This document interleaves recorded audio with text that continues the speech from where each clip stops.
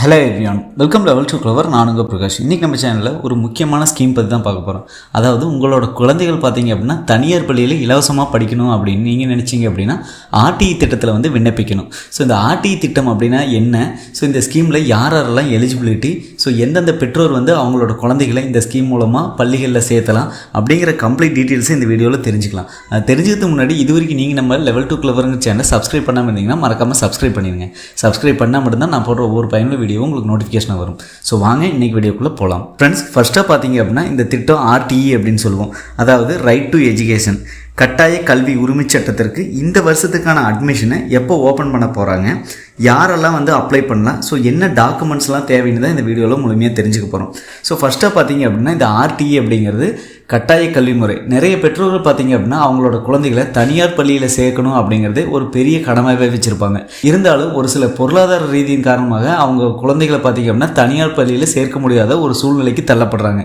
So இதன் காரணமாக பார்த்தீங்க அப்படின்னா 2009ஆம் ஆண்டு மத்திய அரசு சார்பில் இலவச கட்டாய கல்வி உரிமை சட்டத்தை, அதாவது இந்த ஆர்டிஐ வந்து கொண்டு வந்தாங்க. ஸோ இந்த சட்டத்தோட நோக்கம் என்ன அப்படின்னு பார்த்தீங்கன்னா அனைத்து தனியார் பள்ளிகளிலும், அதாவது எல்கேஜி சேர்ற மாணவர்களுக்கு பார்த்தீங்க அப்படின்னா 25% இடஒதுக்கீட்டை ஏழை எளிய மாணவர்களுக்காக வழங்க வேண்டும் அப்படிங்கிறது இந்த சட்டத்தோட முக்கிய நோக்கமாகவே இருந்துகிட்ருக்கு. ஸோ மேலும் பார்த்தீங்க அப்படின்னா தமிழகத்தில் 2013 to 2014 கல்வியாண்டில் பார்த்தீங்க அப்படின்னா இந்த ஆர்டிஇ திட்டம் வந்து நடைமுறைப்படுத்தினாங்க. ஏகபோகமாக பார்த்தீங்கன்னா தமிழ்நாட்டிலேயே ஒரு 10 வருஷமாக இந்த ஆர்டிஇ ஸ்கீம் வந்து நடைமுறையில் தான் இருந்துகிட்ருக்கு. பள்ளிக்கல்வித்துறை மூலமாக வந்து இது இயக்கப்படுறாங்க. ஸோ மேலும் பார்த்தீங்க அப்படின்னா இதுக்கான டியூஷன் ஃபீஸ் எல்லாமே பார்த்தீங்கன்னா கவர்மெண்ட்டே வந்து கொடுத்துரும். ஸோ மத்திய அரசு ப்ளஸ் மாநில அரசு ரெண்டுமே சேர்ந்து பார்த்தீங்க அப்படின்னா அவங்களோட டியூஷன் ஃபீஸ் கொடுத்துருவாங்க. இருந்தாலும் அவங்களோட யூனிஃபார்ம் ப்ளஸ் பஸ் ஃபீஸு இதெல்லாம் பார்த்தீங்க அப்படின்னா கம்பல்சரி அவங்களோட பெற்றோர் அவங்க மூலமாக தான் பே பண்ணி ஆகணும். சரிங்களா? ஸோ அவங்களுக்கு டியூஷன் ஃபீஸ் ஃபுல் அண்ட் ஃபுல்லாகவே ஃப்ரீ தான். ஸோ குழந்தைகளோட பஸ்ஸுக்கு ப்ளஸ் அவங்களோட ட்ரெஸ்ஸுக்கு, இது மட்டும்தான், யூனிஃபார்முக்கு, இதுக்கு மட்டும்தான் நீங்கள் பே பண்ணுற மாதிரி இருக்கும். மீதி எல்லாத்துக்குமே பார்த்தீங்க அப்படின்னா ஸோ மத்திய மாநில அரசுகள் வந்து அவங்க கொடுத்துருவாங்க. ஸ்கூலுக்கு வந்து அவங்க டைரெக்டாக பே பண்ணிடுவாங்க. சரிங்களா? ஸோ இதில் எல்கேஜி அண்டு ஃபஸ்ட்டு ஸ்டாண்டர்ட் இந்த 2 கேட்டகரியில் இருக்க குழந்தைகள் வந்து சேரலாம். எல்கேஜியில் சேரணும் அப்படின்னா அதுக்கு ஒரு வயது வரம்பு வச்சுருக்காங்க.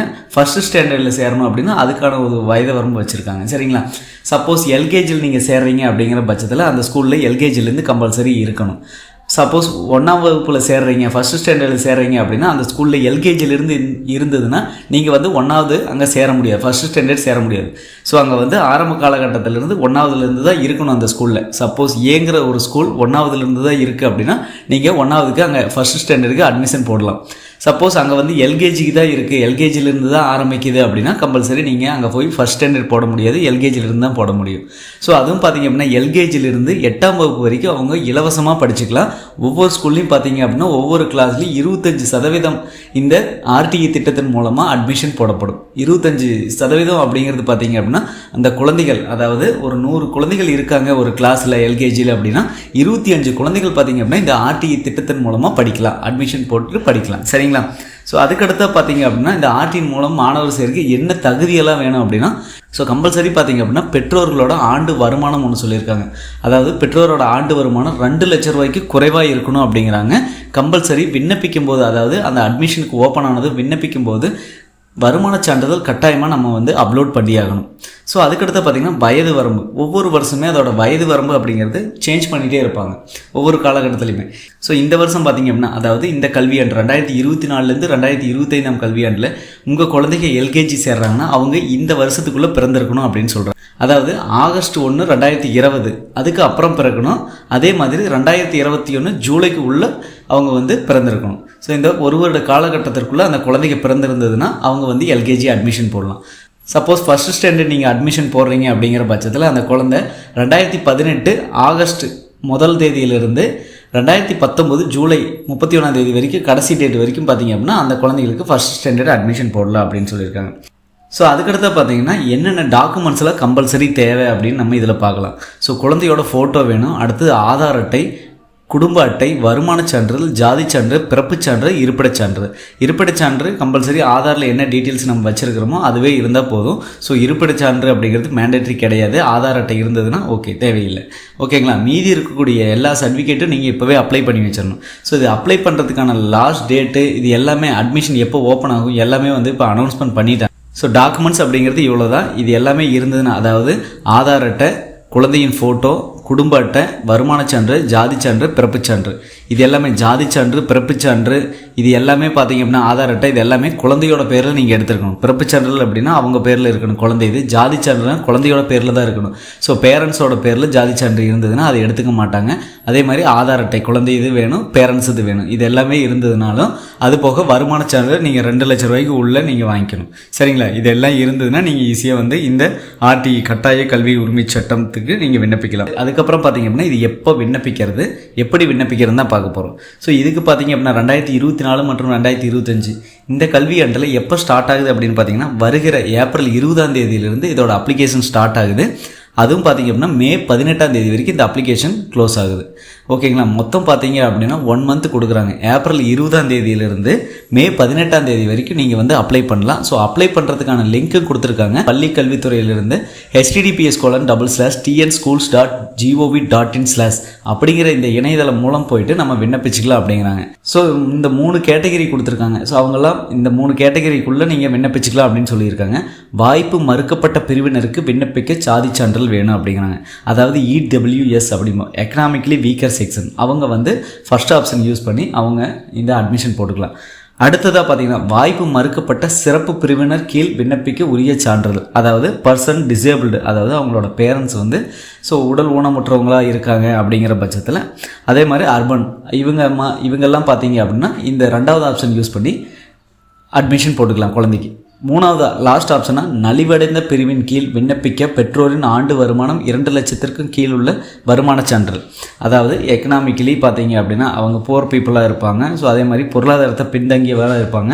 ஸோ அவங்க எல்லாம் பார்த்தீங்க அப்படின்னா இந்த 3வது ஆப்ஷன் நலிவடைந்த பிரிவின் கீழ் விண்ணப்பிக்க ஆண்டு வருமானம் 2 லட்சம் ரூபாய்க்குள்ள, அதாவது வருமானச் சான்று வாங்கிட்டு அதுக்கு நம்ம தகுந்த மாதிரி விண்ணப்பிச்சுக்கலாம். சரிங்களா? ஸோ இந்த மாதிரி தான் நம்ம விண்ணப்பிக்க முடியும். ஸோ அதுக்கடுத்தா பார்த்தீங்க அப்படின்னா இந்த வருஷத்துக்கான அட்மிஷன் அப்படிங்கிறது வருகிற ஏப்ரல் 20ஆம் தேதியிலேருந்து மே 18ஆம் தேதி வரைக்கும் இதுக்கான அப்ளிகேஷன், அதாவது அஃபீஷியலாக இன்னும் எதுவுமே சொல்லலை.